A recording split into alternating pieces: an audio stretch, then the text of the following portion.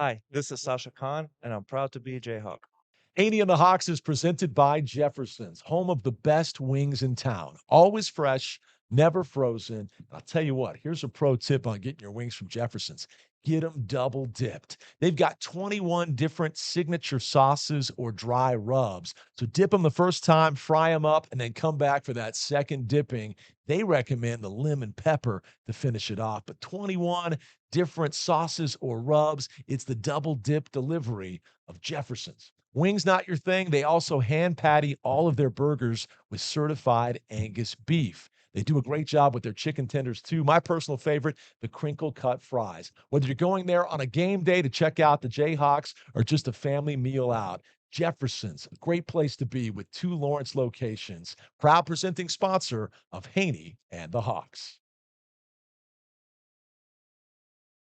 What's up, Jayhawk fans? Welcome into another edition of Haney and the Hawks presented by Jefferson's. Today, we're back inside the new Kansas Nation studios at 916 Massachusetts, and a special treat as we get to hear from a national champion, a world champion, an Olympic medalist, and one of our favorite Jayhawk big men of the Bill Self era, the great Sasha Kaun, live in studio. Sasha, great to see you, my friend. Thank you. Great to see you too. Great to have you back in Kansas. You're back from your home in Evergreen, Colorado, with your wife and two children to check out a game in the fog. Yeah. These conversations, like your hometown, are evergreen. So we won't talk about the game last night. This is a conversation meant to be heard for the next couple of years. But it was cool to have you back and to probably have some nostalgic moments walking around the fog and to watch you show your son and daughter, hey, this is where dad used to play. And these are the coaches' offices now. That had to be neat. It's definitely, I always enjoy coming back and kind of being back here and reliving the moment and stuff. And especially bringing my kids over. It's a lot of fun, and it's definitely something that I cherish and I try to do as much as we can. One of my favorite parts of these Hay and the Hawks interviews is catching up on these Jayhawks on the personal side of life and where life has taken you after basketball. So we should probably start by reminding folks you married well. You married a KU soccer player, Taylor Bloom. Yes, And so definitely. when we talk about your son and your daughter, they got some great genetics. We might have some future Jayhawks on our I hands. hope I hope so. Yes, I hope we can get something out of there and have them come back and play or do something here, sport wise. Tell me about Taylor and your two kids. They're great. We obviously live in Evergreen. They've grown up fast. My wife homeschools the kids, so it's been a lot of fun to be around them all the time and try to be as involved as we can and be part of their life and focusing all of our energy into them right now. So it's been a lot of fun. And involved with kids also means coaching them in youth sports. How's Coach Khan doing with that? It's been challenging at times, especially with young kids, but it's been fun. I enjoy it. I enjoy working with kids and kind of especially being around them, especially my kids. It's been a lot of fun. Is there any coach self to your coaching style? No, definitely not. I mean, anger, yes, but That's the I first get it where he comes from. I'm just kidding. No, it's definitely frustrating at times, but it's fun. I enjoy it. I don't enjoy the coaching aspect. I enjoy working with kids and developing them and kind of teaching them some of the individual stuff versus how it's especially with youth basketball. Like there's so much more development going on versus just truly coaching. Like high school coach would be, or college coach. So I do enjoy developing kids. Well, we're thrilled to get to have the Khan family back and to see life treating you so well after basketball and to see you utilizing your platform to give back as well. You and I were just talking before we started up the interview. You're a longtime participant in the Rock Chalk Roundball Classic, which is our pediatric cancer organization that's been running for 18 years. But I had no idea that you took those cancer fighting basketball initiatives that we do here in Kansas and took them back home to Tomsk, Russia Yeah, for the Con Cup. yeah. Tell us about the Con Cup. It's something, yeah, like I said, like I told you that you've done, and I thought it was a great way to kind of help kids out, especially in such a tough situation. And I decided to do a 3v3 tournament back home in my hometown, and all the proceeds from that go to the kids. So we kind of or we partner with a company that helps those cancer patients and provides medicine for them and housing, whatever it is, and that's what we kind of give them all the money, and then they can Yeah, split it up and donate them to whatever they want to do with that. that's incredible. And for folks that are just hearing about this as I was today, you need to know he's been doing this for a decade and a half. Round ball's been around for 18 years, and you played, I think, in the very first Round Ball Classic back Yes. in '09. Yep. And so you almost immediately took this idea back home to Yeah, Russia. definitely. I can't tell you how proud that makes me and the joy in my heart to see guys utilizing their platform like Yeah. that now around the world. Yeah, definitely. No, it's something that is, I think, very helpful to the kids, and it's unfortunate that they have to go through that. And I try to, if I have a way to do it, definitely Yeah. to support that. God bless you, man. That's awesome. Well, we do want to talk about your playing career a little bit in Russia, and I promise the bulk of our time will be on your Jayhawk days. But 7 seasons over there, 6 of which you go to the Euro League Final Four. Yeah. And of course, the draft rights were owned by Cleveland in a draft day trade with the Sonics. He does have the interesting distinction of being officially the final draft pick in the history of the Sonics organization. Yep. But that same night, they trade your rights to Cleveland, and Yep. we all know you ultimately get a title with LeBron. Yeah. But you chose to go back home initially, Yeah. and you were tremendously successful back Yeah. home. Give us a little bit of a window into those years. I mean, I was lucky enough to be kind of in that era of when European basketball was blowing up, a lot of teams had a lot of money, and I knew my value would be higher Mm. going overseas because I was Russian, and they had certain rules where you had to have, X amount of Russians. And I think even when I came in like Russian league, they had to have 2 Russian players on the court at all times, so they kind of favored in that way. And then you can only have two Americans on the team at that time. So my value was a lot higher in that way because of my Russian passport, and I didn't count as a foreigner and all that stuff. So obviously, I was able to get a contract down with Tesco, which is one of the best clubs in Europe, and lucky enough to have that opportunity. And I took it right away because I kind of thought it was the best option at the time. Yeah. And I mean, it turned out great. I really enjoyed playing there for all those years, and have great memories. And I mean, not I would like I always say, if I had to do it again, I'll do it again the same way. That's great to hear. We always hear about the Jayhawk brand, the reach is far and wide, worldwide. But you were not only a Jayhawk player, but a national champion in your final season. How much did the fact that you were a star collegiate player on the title team at a blue blood school help in those negotiations? Oh, a lot for sure. Yeah, like I've been, even I think, um, they kind of start really hard reaching out from the club right as we won the championship, just because my name was already circulating, and everybody's like, "Oh, you gotta get it, you gotta get him," So it's one of those deals where it definitely helps significantly, and like we always talk, like winning helps everyone, right? Yeah. I mean, whatever it's coaches, players, it just helps, and it definitely helped me a lot to get my foot on the ground, and then I've obviously work and get better, and kind of get a name for myself. All the while, Cleveland owns your rights. And Yes. after a great run until 2015 over in the Euro League, you decide to come home. Yeah. And by home, I mean Taylor's home in Yeah. Kansas. You were back home, but you know what I mean. Yeah, How definitely. much of that was getting back here where your wife is from? How much of that was the dream of playing in the NBA? What went into Uh, that? I kind of looking back, I never really had that dream of, oh, I gotta go to the NBA. Like I always thought that it would be fun to do it, but it was never like my goal. And we've talked about it before. Like I never was dreaming of playing basketball professionally, probably until we won the championship. Kind Mhm. of it just happened that way, and I'm glad that it happened. It's been fantastic. But a lot of people tell me, you gotta try it, you gotta try it. So like that last season in Europe in 14-15 season, I told my team this will be my last year. Like I'm not resigning any more contracts. Like I'm done, and we're going back. Like if I have a chance to go play in NBA, I'll do it. But here, like with Moscow, we're done because I felt like my wife put up a lot of years Sure, being over there, and we kind of want to get back. And we already had a 2-year-old, you know, with another one coming in. So like it was just sure, a lot. We just wanted to get back, and then obviously that summer Cleveland decided to sign me, and it worked out for the best. I did that 1 year, and then about halfway through the year, I decided to. That's will be my last year period. sure. And then we kind of told the team at the towards halfway through the season, like this is it, like I'm done after that. And but it was a great experience. Like I'm glad I did it. I don't regret doing it. I learned a lot. I saw a lot, and kind of had a different view on the basketball because Europe is very different from NBA, right? Like from a lot of different aspects. But I definitely enjoyed it. Man, that's awesome. What was it like specifically on the Cavaliers title run? I know at the time you were dealing with the ankle injury and all that, but you're part of that team. LeBron has made the comment, especially back then, that he needs a Jayhawk to win a title. He had Mario first, then he had Sasha. Yeah. Played with some other good ones since then with speaking Marquee briefly, Yeah, but what was that like being a part of that? And where do you keep the Cavs World Championship ring to this day? it's in my it's the house in a box somewhere. I don't know. I don't. It's such a big ring, and you can't even wear it around. What about the '08 National Championship ring? I have it on display at the house. Yeah, There definitely. you go. There you go.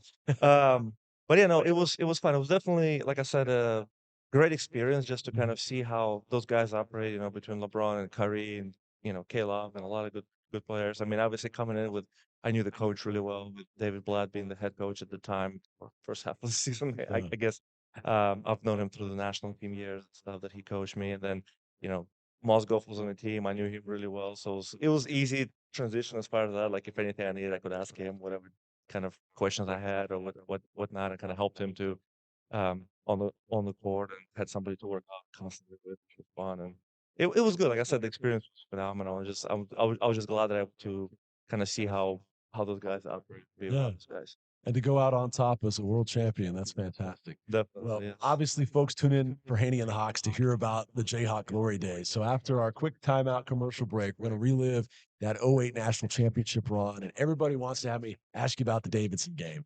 It wasn't a career high. You had 25 back in your sophomore year, but it was on the biggest of stages, one of your greatest contributions to Kansas basketball. We'll talk about that when we return. It's Haney and the Hawks presented by Jefferson's. Got to get my notes out here today because Jefferson's is hooking us up with their new buffalo chicken Philly.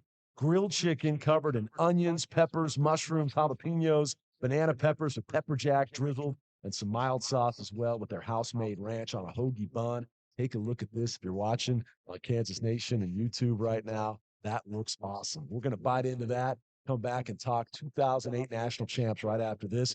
Well, we've got Sasha Kaun in town. He normally is out in Evergreen, Colorado. We get to see you once or so a year when the Hawks go out that way, so long as there's a road trip to Boulder on the Yep. schedule. And I know you love those 20-minute or 45-minute commutes a lot more than coming all the way back. Yeah.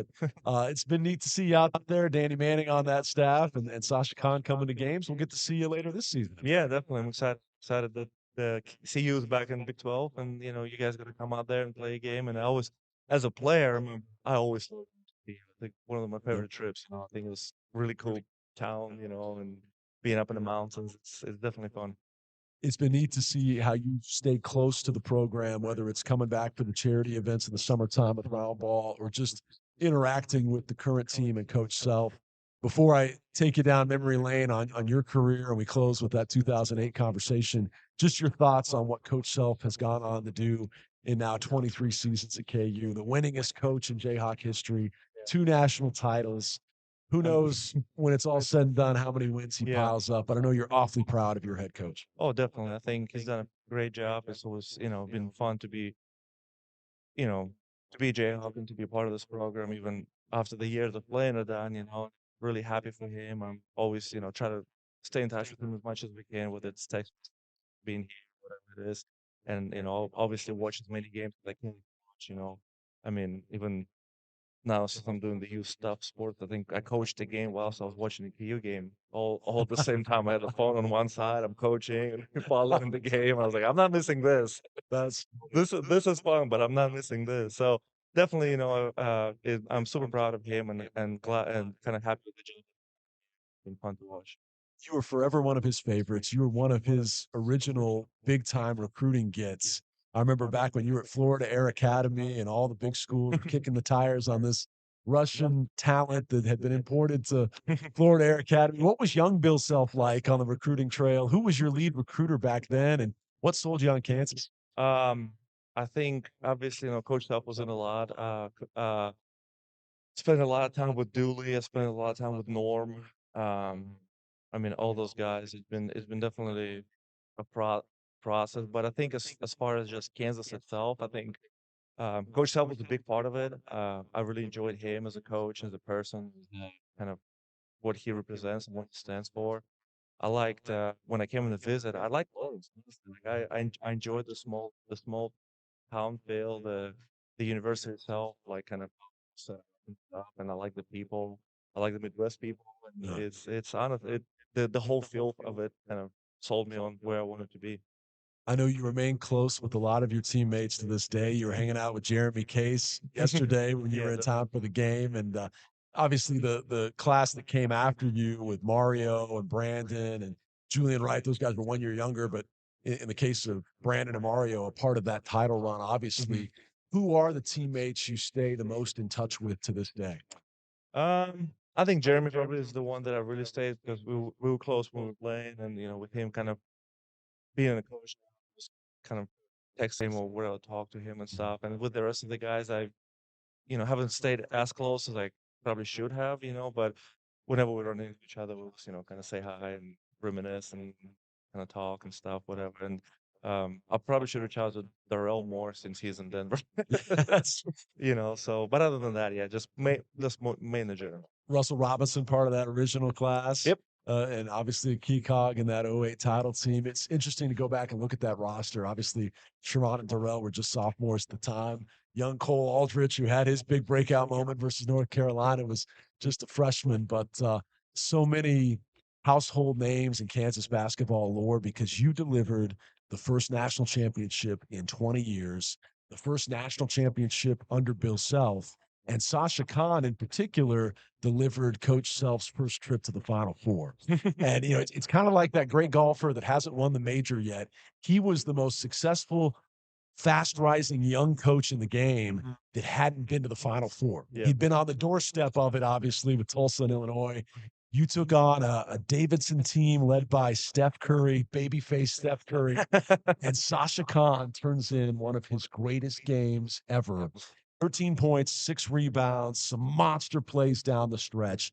Take me back to March the 30th, 2008 So long in ago. Detroit. So long ago, he says, your fondest memories of that day and what got into you that day when you took the I game mean, over. honestly, I don't know exactly as far as I remember.